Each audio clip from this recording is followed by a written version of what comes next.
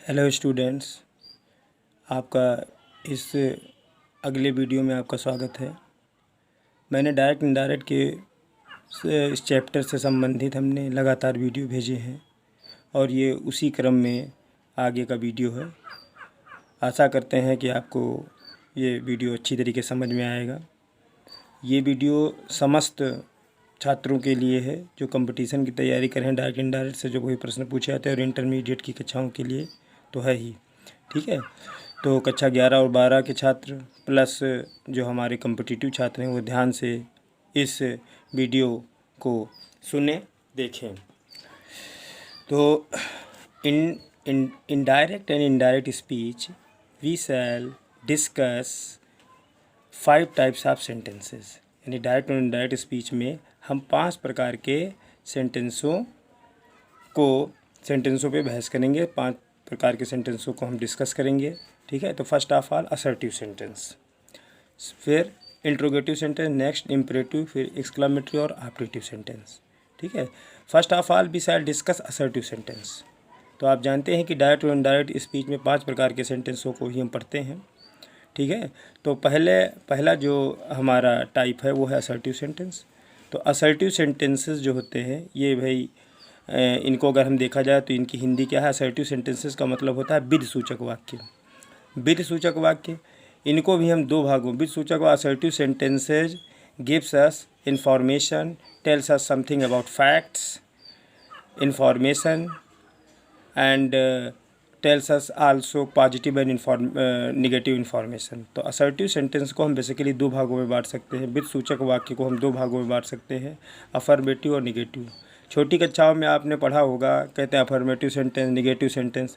तो भाई आप ध्यान से आज समझ लीजिए कि ये असर्टिव सेंटेंसेज के ही 2 प्रकार होते हैं। ये 2 उप प्रकार हैं, अफर्मेटिव और निगेटिव। अफर्मेटिव सेंटेंस में, ठीक है, पॉजिटिव इन्फॉर्मेशन मिलती है, सकारात्मक सूचना मिलती है, और निगेटिव सेंटेंसेज में निगेटिव इन्फॉर्मेशन मिलती है। ठीक है, तो जैसे भी हमने कहा कि he was injured in an accident, तो ये पॉजिटिव इन्फॉर्मेशन है। ठीक है, he was injured in an accident, ये पॉजिटिव इन्फॉर्मेशन है। और निगेटिव में हमने जैसे कह दिया कि सोक्रेटिस वाज नो कावर्ड, सुकरात कायर नहीं था, तो ये निगेटिव सेंटेंस हो गया। ठीक है, तो इस तरह से असर्टिव सेंटेंस के 2 भाग हो गए, अफर्मेटिव और निगेटिव। ठीक है, ये जानकारी के लिए हम आपको बता रहे हैं। अब जैसे डायरेक्ट स्पीच में कोई सेंटेंस है, he said I do my homework, वो उसने कहा कि मैं अपना गृह कार्य करता हूँ। तो ही सेड डैट, अब I first person change into subject he, तो इसके लिए हम क्या हो जाएगा, that he does his homework. ठीक है, उसने कहा कि वो अपना गृह कार्य करता है। अब ये प्रोनाउन जो चेंज हो रहे हैं, आप ये सोच रहे होंगे कि आई ही में कैसे बदल गया। ठीक है, तो और माई जो है वो हिज में कैसे बदल गया। तो इसके लिए देखिए भाई, ये रूल होते हैं 1 2 3 अपॉन SON। ये क्या है, ये बेसिकली प्रोनाउंस हैं। क्या हैं, प्रोनाउंस हैं। ठीक है, अब 1 का मतलब फर्स्ट पर्सन, 2 का मतलब सेकंड पर्सन, थर्ड का मतलब third person. First person change into subject, second person change into object, third person no change या नाउन कह लीजिए। ठीक है, तो फर्स्ट पर्सन के अंतर्गत क्या आता है, आई वी, सेकंड पर्सन के अंतर्गत यू, थर्ड पर्सन के अंदर ही सी इट दे, और नेम्स आते हैं।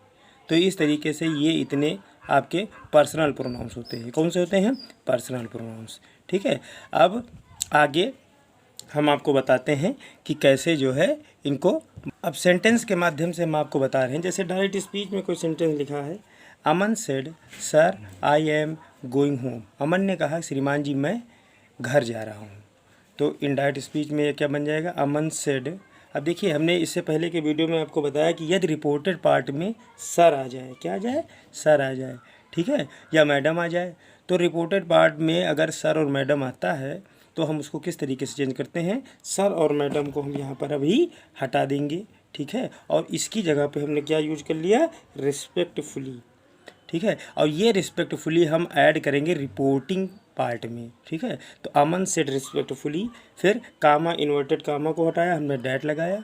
ठीक है, तो अमन सेड रिस्पेक्टफुली डैट, फिर ही वाज गोइंग होम, वो घर जा रहा था। अब ही, आई कैसे चेंज हुआ, I first person pronoun change into Aman, और अमन के अकॉर्डिंग ये अमन चूँकि एक लड़का है, इसके लिए हम क्या यूज करेंगे, ही यूज करेंगे। तो हमने देखिए यहाँ पर ही यूज कर लिया, ही वाज। अब ही के साथ अब जो है ये प्रेजेंट टेंस में था, ये प्रेजेंट कंटिन्यूअस था, ये पूरा इतना वाक्य। तो ये जब चेंज होगा तो ये पास्ट कंटिन्यूअस में जाएगा और इस तरीके से ही वाज गोइंग होम, वो घर जा रहा था।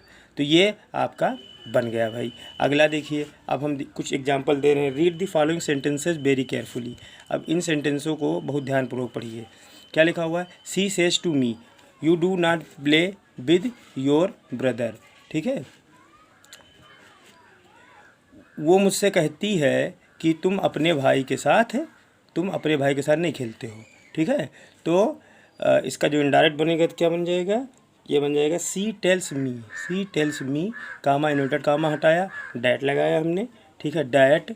अब यू सेकंड पर्सन है, second person change into object. ये अभी आप ऊपर के जो हमने 1 2 3 पार्ट SOL लिखा है उससे आप समझ लीजिए, second person change into object. तो मी का क्या हो जाएगा भैया, आई हो गया। ठीक है, आई। ठीक है, अब देखिए आई do not play with your brother था, तो ये माई ब्रदर हो गया। अब आप कहेंगे सर टेंस क्यों नहीं बदला, तो टेंस इसलिए नहीं बदला है क्योंकि इसका एक रूल होता है। रूल क्या होता है कि यदि रिपोर्टिंग वर्ब प्रेजेंट या फ्यूचर टेंस में हो, रिपोर्टिंग वर्ब क्या है, सेज। यदि रिपोर्टिंग वर्ब प्रेजेंट या फ्यूचर टेंस में होती है तो रिपोर्टेड पार्ट में कोई परिवर्तन नहीं होता है सिवाय प्रोनाउन के। तो देखिए भाई, हम प्रोनाउन बराबर बदल रहे हैं, यू को आई में कर रहे हैं। ठीक है, यू किस में चला गया, आई में चला गया। ठीक है, और इसी तरीके से योर किस में चला जाएगा, योर आपका चला जाएगा माई में। ठीक है, और इस तरीके से हम इसको बदल देते हैं, dad you do not play with my brother. ठीक है, dad I do not play with my brother. अगला सेंटेंस क्या है, Ram has said to Reena, Ram ने रीना से कहा, राम ने रीना से कहा कि you wash your clothes your self, तुम स्वयं जो है अपने कपड़े धोती हो। तो क्या हो जाएगा भैया, राम हैज टोल्ड रीना। ठीक है, राम ने रीना को बताया। याद रखिए हैज सेड लिखा हुआ है, ये पूरी जो है रिपोर्टिंग वर्ब है, हैज सेड। ठीक है, अब इसके बाद देखिए ऑब्जेक्ट आ गया है रीना। ठीक है, तो याद रखिए अगर हैज सेड के बाद ऑब्जेक्ट आएगा तो क्या बन जाएगा, हैज टोल्ड रीना हो जाएगा। ठीक है, हैज टोल्ड रीना। ठीक है, हैज टोल्ड रीना हो जाएगा क्योंकि हैज के अकॉर्डिंग हमने इसको टोल्ड कर दिया, हैज टोल्ड रीना। ठीक है, Ram has told Reena that she washes. अब यू सेकंड पर्सन है, चेंज इनटू रीना, तो रीना के लिए रीना चूँकि ये लेडी है तो इसके लिए हम क्या यूज करेंगे, सी। तो सी वासेज। ठीक है, यस लग जाएगा इसमें, सी वासेज हर क्लॉथ्स। ठीक है, और योर किस में चेंज हो गया भाई, योर चेंज हो गया हर में, हर क्लॉथ्स। फिर सी की अपना अंग्रेजी क्या होती है, हर सेल्फ। जैसे यू की अपना अंग्रेजी क्या होती थी, योर सेल्फ, उसी तरीके से सी की अपना अंग्रेजी हर सेल्फ हो जाएगी। तो आपकी समझ में आ गई होगी बात। अगला देखिए, अब इसका रूल क्या है, यही जो हम बार बार बता रहे हैं, इसका हमने रूल लिख दिया है कि इफ़ द रिपोर्टिंग वर्ब से, चाहे सेड हो चाहे हैज सेड हो, इज़ इन प्रेजेंट और फ्यूचर टेंस, यानी यदि रिपोर्टिंग वर्ब प्रेजेंट या फ्यूचर टेंस में होती है तो रिपोर्टेड पार्ट में कोई परिवर्तन नहीं होता है। ठीक है, then the reported part is not change except pronouns. तो यदि रिपोर्टिंग वर्ब प्रेजेंट या फ्यूचर टेंस में होती है तो रिपोर्टेड पार्ट में कोई परिवर्तन नहीं होता है सिवाय प्रोनाउंस के।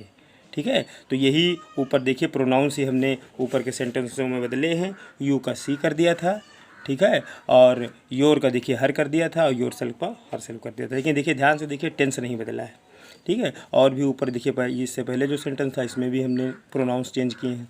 तो आशा करते हैं कि आपको ये वीडियो अच्छा लगा होगा। यदि वीडियो पसंद आया है तो आप इस चैनल को सब्सक्राइब कर दीजिए, शेयर कर दीजिए, लाइक कर दीजिए।